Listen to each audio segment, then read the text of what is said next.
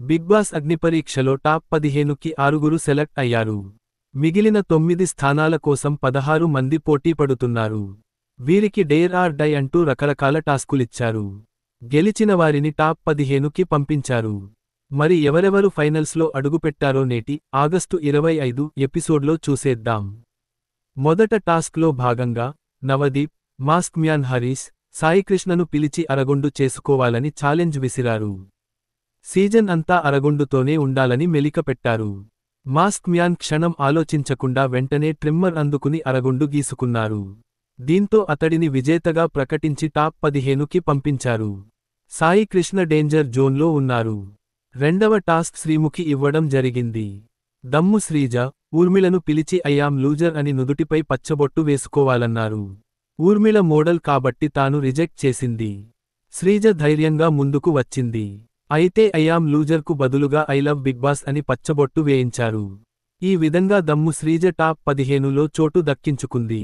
మూడవ టాస్క్ అభిజీత్ ఇవ్వడం జరిగింది. 10 నిమిషాల్లో కిలో బరువు పెరగడం అన్నమాట.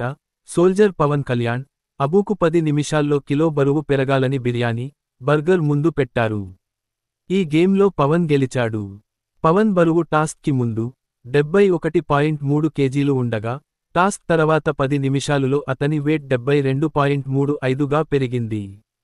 అంటే అతని బరువు 1 కేజీ 5 గ్రామ్స్ పెరగడం జరిగింది.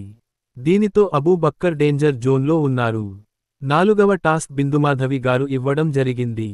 బెలూన్ వీపి వెనుక కట్టుకొని పగలకుండా చూసుకోవాలి, ఎదురుగా ఉన్న కంటెస్టెంట్ పగలగొట్టకుండా.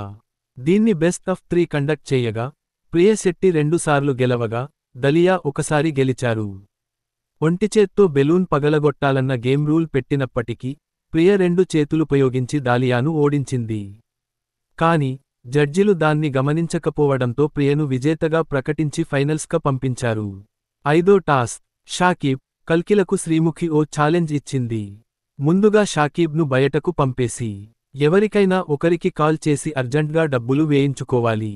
ఎవరి అకౌంట్లో ఎక్కువ అమౌంట్ పడుతుందో వారు నెక్స్ట్ లెవెల్కు వెళ్తారంది. దీంతో కల్కి తన ఫ్రెండ్కు 2 సార్లు ఫోన్ చేయగా 90,000 రూపాయలు అకౌంట్లో పడ్డాయి. తర్వాత షాకీబు స్టేజీపైకి పిలిచారు.